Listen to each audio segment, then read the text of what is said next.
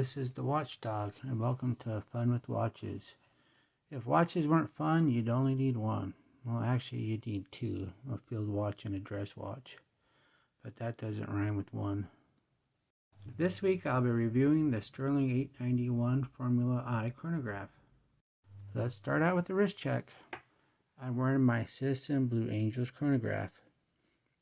Gregory was in a more playful mood, and he's wearing a Mickey Mouse Loris watch that I found in a drawer a couple months ago and fixed it up for him. I wanted to wear my Blue Angels watch because this is March 1st. And since this watch is radio controlled, it's the only analog watch I have that I did not have to set this morning. Here is the box that the watch came in. It says Stuhrling, everyone deserves luxury. Is this a luxury watch? No, the watch cost me $135 during a big Stuhrling sale. But is it a good watch? Well, let's do the review and find out. Okay, let's open the box and see what is inside. Here we have a little cleaning cloth. There is the watch. Here is a little hang tag with the barcode on it. No price tag, unlike a Invicta watch. And it comes with these little cards here. Here's a welcome card from Stuhrling. A little information on how to register the watch online. On the back here, it says quality is never an accident. It is always the result of intelligent effort. And then it gives a spiel about the reputation of the Swiss watch. But this is not a Swiss watch. In fact, the movement is Japanese, which automatically disqualifies it. Plus, the watch was made in China. And there's no claim on the watch itself that it is Swiss made, so I don't know why they put this on the back of the card, unless they just put it on the back of all of them. This next is the instructions on how to set the movement. This movement is a BK63. It also gives you instructions on setting a BK61, which is the 2 subdial version. And then a little warranty card here.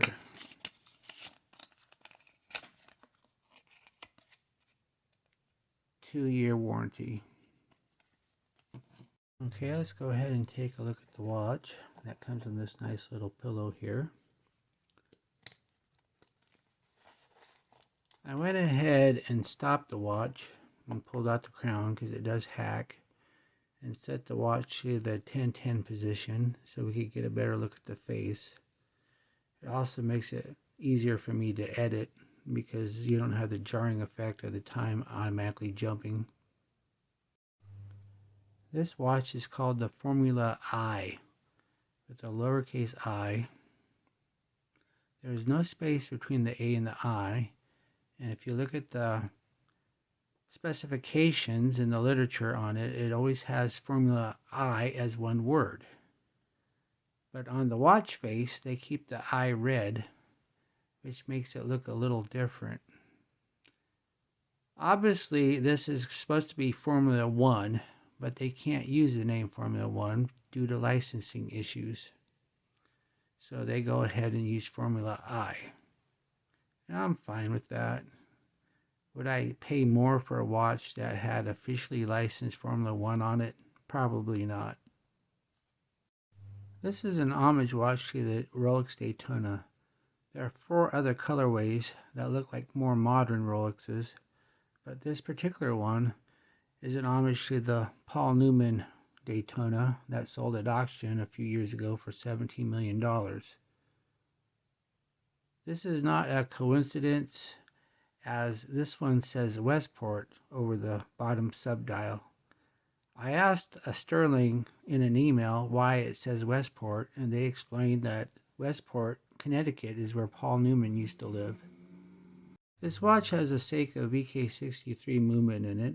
It is 42 millimeters in diameter, 12 millimeters high, 48 millimeters lug to lug, and 51.5 millimeters if you count the center links.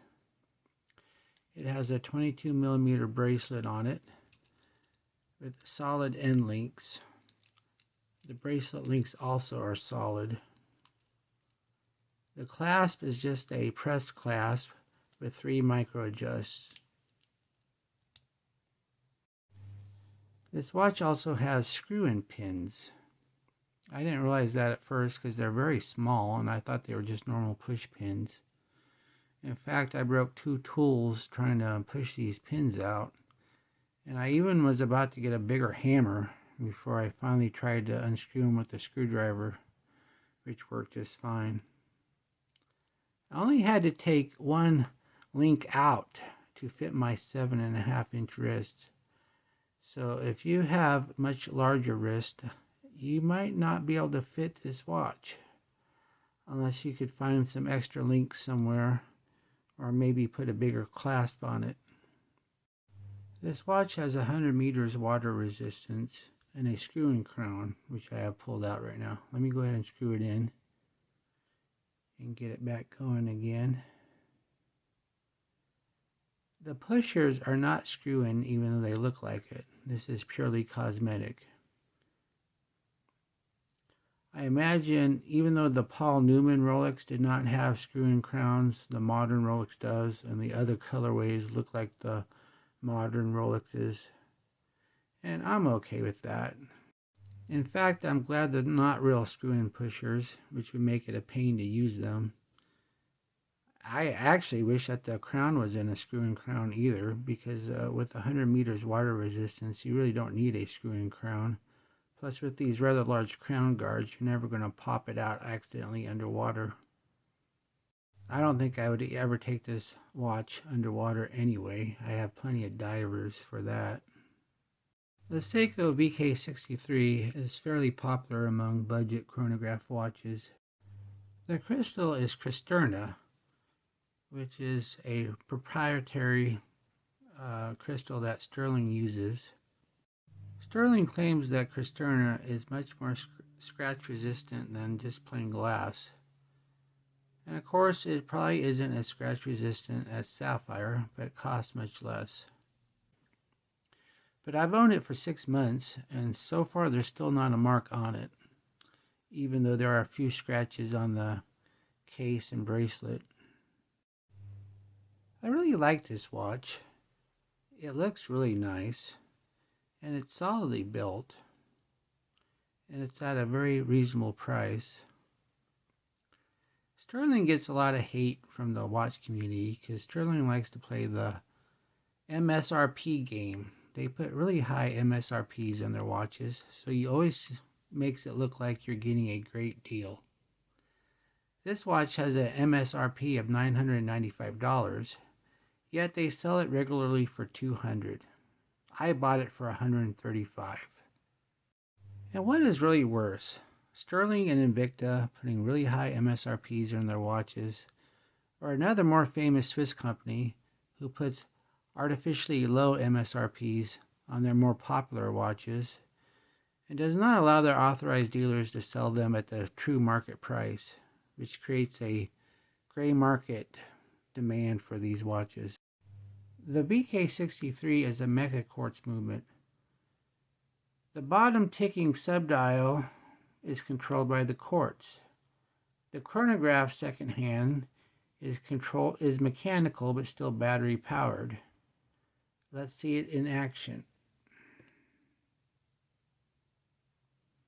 As you can see, it is a sweeping second hand. It ticks 5 times a second. The nice thing about a Mecha-quartz movement is when you reset it, the second hand snaps back instantly. Some affordable chronographs have the chronograph in the subdial and the main second hand as the normal ticking second hand of the watch. This is kind of irritating when you have a tachymeter on the bezel like this watch does. If a watch has a tachymeter, it's very important that it is a true chronograph where the big second hand is a chronograph hand. Otherwise, the tachymeter is completely useless. And what are my complaints of this watch? There's not very many, just a few little minor ones and no deal breakers.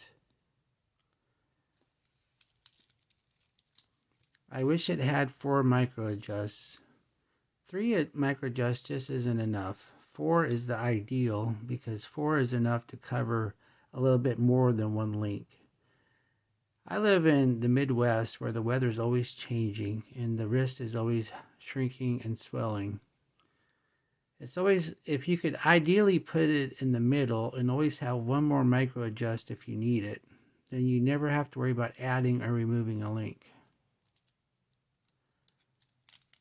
Another complaint is I think the screw-in crown is unnecessary. It's only a 100-meter water-resistant watch. It is not a diver watch.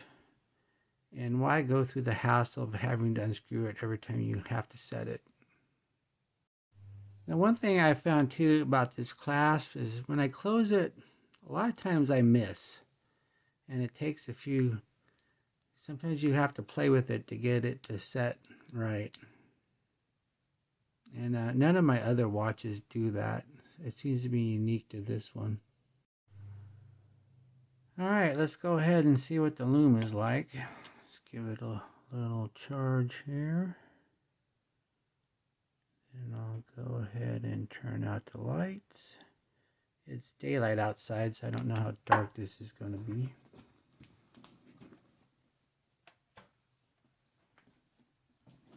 Okay, not the darkest there is. Let me see if I can maybe shroud it a little bit. There you go. That's a little bit better. As you can see, the indices are loomed in the hands, but the second hand and the chronograph hand are not loomed, which is fine. I think it's adequate. So that was my review of the Stuhrling 891 Formulai Paul Newman Rolex Homage. I really enjoy this watch, and I will probably keep it in my collection for as long as I collect watches. I highly recommend this watch for somebody that wants a watch that looks a lot like the Paul Newman Rolex but doesn't want to spend a lot of money. The watch is well built, reliable, and I think well worth the $135 I paid for it. Thank you for watching my video. Please like and subscribe, and I will be here next week with another review. Bye.